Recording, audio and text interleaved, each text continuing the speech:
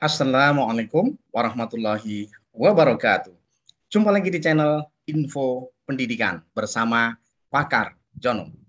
Kali ini saya akan coba berbagi dengan teman-teman terkait dengan cara mudah menyiapkan dokumen unggah Sispena. Nah, dalam hal ini kawan-kawan sekalian, terkait dengan dokumen unggah ini, biasanya kalau sekolah menyiapkan itu bisa sampai berbulan-bulan nggak selesai-selesai ya, karena memang dokumennya banyak. Bahkan ada yang namanya program kerja kepala sekolah, itu ada RKJM, ada RKAS, ada ARKS tahun sebelumnya, itu menyiapkannya ternyata memang luar biasa banyak yang dokumennya sudah kececeran. Nah, seperti itu. Kemudian belum nanti penilaian kinerja guru di butir 30, ada penilaian tendik, ada program kerjanya BK, ada program kerja ekskul, ada program banyak sekali yang sehingga gelabakan karena memang banyak dokumen-dokumen yang belum siap seperti itu. Nah, dengan cara mudah ini mudah-mudahan Bapak Ibu bisa membantu bagaimana menyiapkan dokumen ini dengan cara mudah. Untuk itu, ikuti video ini sampai selesai dan jangan lupa klik subscribe, like, dan lonceng, serta share pada kawan-kawan yang lain agar mendapatkan informasi atau cara mudah ini, Bapak Ibu. Baik, langsung saja kita mulai. Jadi Bapak Ibu, yang pertama, nanti Bapak Ibu ketika sekolah itu masuk dalam sasaran, maka Bapak Ibu nanti dipersilahkan untuk klik yang di login in Sispena 20 yang PNSM. Tapi jangan yang simulasi ya. Kalau yang simulasi nanti nggak bisa diapa-apain ya Bapak Ibu nggak bisa mengerjakan karena itu hanya untuk simulasi. Yang Bapak Ibu lakukan adalah yang login Sispena seperti ini. Nah, inilah yang nanti diklik ya, silahkan diklik di sini, misalkan klik begitu, maka akan muncul Sispena seperti ini. Silahkan Bapak Ibu isi nanti di sini menggunakan NPSN, kemudian passwordnya juga NPSN, kemudian klik sign in di sini ya, silahkan diklik, klik begitu, maka ketika diklik akan muncullah halaman yang seperti ini. Nah, untuk halaman seperti ini nanti akan munculnya adalah SMP Karangan Indah ya, namanya SMP Karangan Indah. Ini maksudnya saya ngarang gitu ya. Jadi hanya ilustrasi ya Bapak Ibu ya. Jadi nanti halamannya persis seperti ini Bapak Ibu, ada pengisian DIA oleh sekolah, indikator pemenuhan mutlak yang ICM itu harus ada semuanya, indikator pemenuhan relatif yang di sini kadang-kadang masih nggak sinkron. Nah, seperti itu.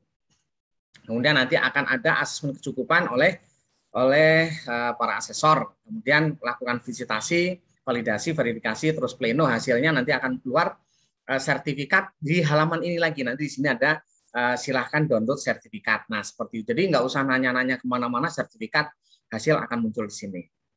Kemudian Bapak Ibu sekalian, setelah itu Bapak Ibu misalkan di sebelah kiri nanti kita lihat, di sebelah kiri ini kita lihat ada dashboard, ada data isian akreditasi atau DIA. Data isian akreditasi atau DIA. Nah, inilah yang harus diisi oleh sekolah dari awal, Bapak Ibu ya. Misalkan kita klik di sini, klik begitu. Nah, maka akan muncullah halaman seperti ini. Nah, ini saya ilustrasikan misalkan namanya SMP Karangan Indah ya, dengan NPSN 10.354.313 ini misal saja. Kemudian nama sekolahnya adalah SMP Karangan Indah misalkan seperti itu ya. Jenjangnya SMP. Kemudian Bapak Ibu nanti jangan lupa di sini ada yang namanya DIA. Itu harus diisi Bapak Ibu. Kira-kira nilainya berapa. Nah, untuk mengisi DIA, Bapak Ibu juga tahu diri juga. Kalau ada yang mengisi semuanya diisi 4 semua, padahal sekolahnya nggak ada apa-apanya, itu juga kelewatan juga. Yang seperti itu namanya ngerjain asesor ya. Kemudian ada juga yang mungkin karena ketidaktahuan, diisinya malah nilainya 1, 2, 1, 2, 1, 2. Nah, ya itu namanya bunuh diri ya. Karena nilai 3 semua saja itu baru dapat C, Bapak. Nilai 3 di DIA nanti kita butir di 3 semua itu baru dapat C karena nilainya hanya 75, Bapak. Itu pun kalau IPR-nya standar. Kalau IPR-nya kurang juga belum tentu terakreditasi ya. Itu semua 3, apalagi ada 1, 2, 1, 2 itu namanya bunuh diri ya. Nah, DIA harus diperhitungkan betul. Dan jangan lupa di IPR nanti dicek, Bapak Ibu, di IPR ini sering banyak sekolah yang tidak sinkron antara kondisi real dengan data yang didapodik. Karena yang di IPR itu sebenarnya adalah data yang diambil dari dapodik. Karena itu Bapak Ibu selalu ya, kalau ketika ada update dapodik jangan lupa itu diupdate ya, jangan dikorbankan sekolahnya. Seperti itu kira-kira. Kemudian dokumen sekolah. Nah, inilah yang akan kita bahas terkait dengan dokumen sekolah ini. Misalkan kita klik di sini ya, di dokumen sekolah ini, nanti Bapak Ibu diklik, misalkan klik, nah seperti itu. Ketika diklik, maka akan muncul Bapak Ibu ketika sudah diunggah nanti di sini. Kalau mau unggahnya caranya di sini pilih file, kemudian setelah itu di upload gitu, nanti diupload, kemudian kirim, maka akan dikirim, maka tulisannya sudah unggah. Nah, sudah unggah. Ini artinya sudah diunggah.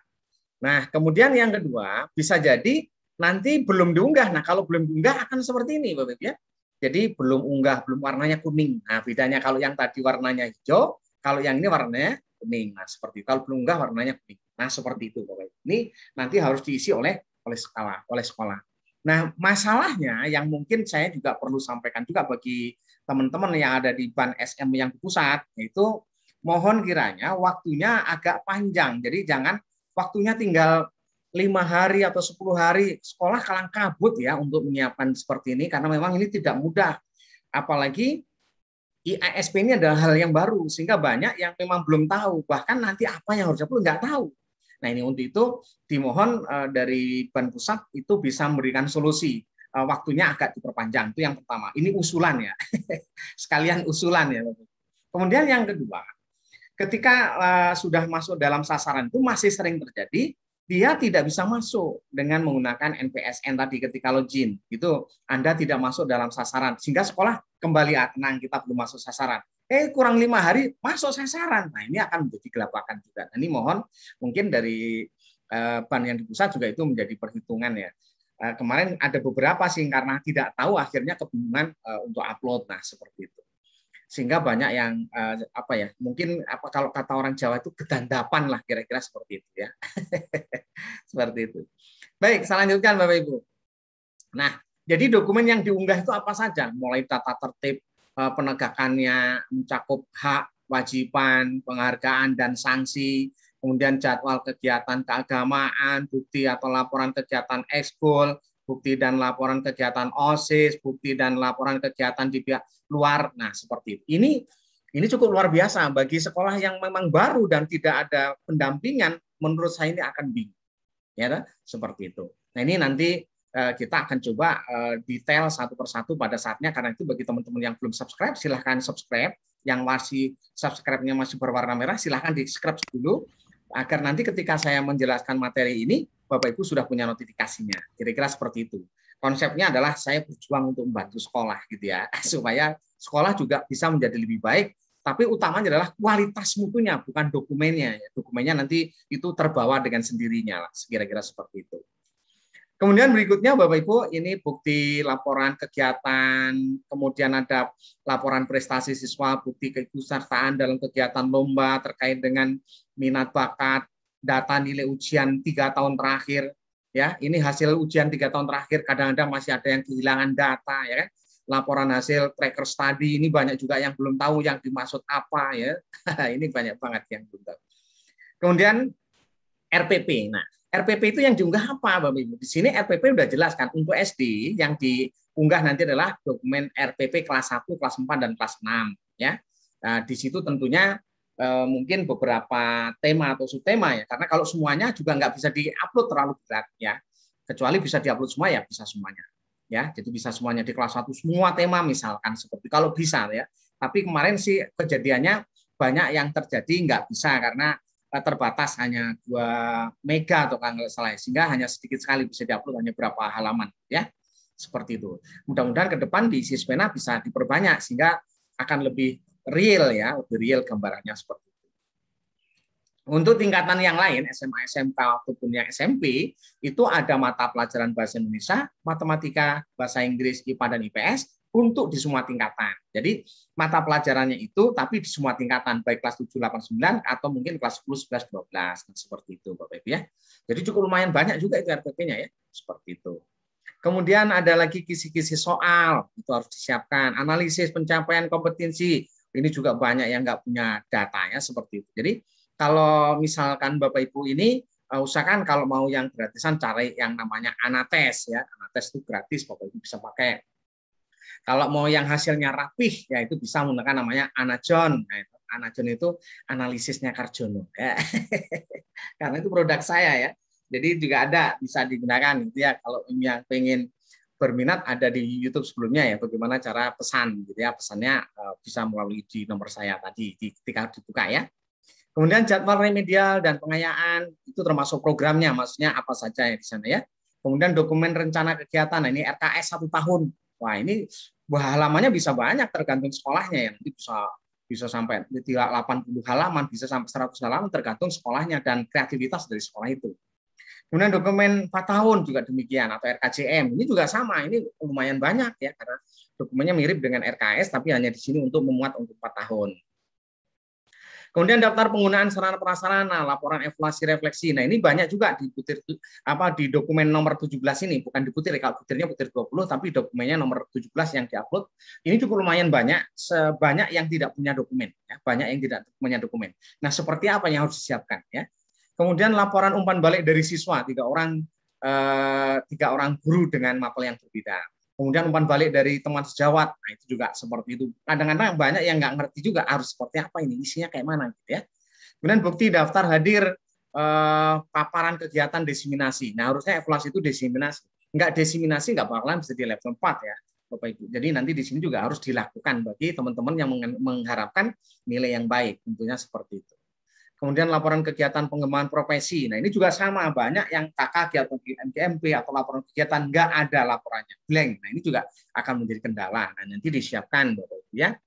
Kemudian domain kegiatan diseminasi sama tadi harus ada diseminasi dari teman-teman yang mengikuti kegiatan pengembangan profesi itu ya disampaikan pada kawan-kawan. Nah saya kebetulan kemarin mengikuti diklat 3 hari untuk diversifikasi kurikulum ya, itu nanti saya akan diseminasikan kepada pengawas dan kepada kepala sekolah dan guru karena ini ada tugasnya itu seperti itu.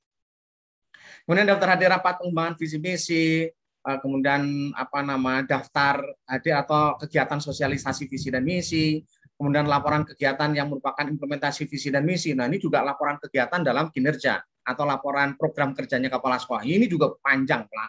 Ya bisa sampai 60 halaman lebih ya, bisa seperti itu. Dokumen hasil evaluasi tahun pencapaian visi dan misi, nah itu harus ada targetnya berapa, tercapai berapa persen ketercapaiannya, terus tindak lanjutnya bagaimana, rancangan kedepannya seperti apa, itu harus dibuat oleh si kepala sekolah ya. Ini cukup lumayan ini ya, pekerjaan kepala sekolah.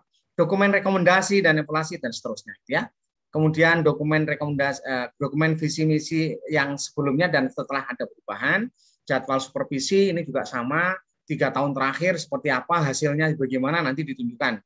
Kalau SD itu di 3 tahun terakhir itu untuk di kelas 3 tahun terakhir lembar kelas 3 tahun terakhir itu lembar observasi catatan kualitatif diwakili untuk kelas 2, 3 dan 5. Kalau di SMP SMA itu untuk mapel IPA salah satu karena ada IPA biologi atau mungkin kimia, kemudian salah satu dari IPS juga demikian, matematika, bahasa Indonesia, bahasa Inggris, bahasa Indonesia dan PKN. Itu harus dilihat observasi, yaitu supervisinya kepala sekolah kepada guru pada saat supervisi pelaksanaan pembelajaran di dalam kelas ya, seperti itu.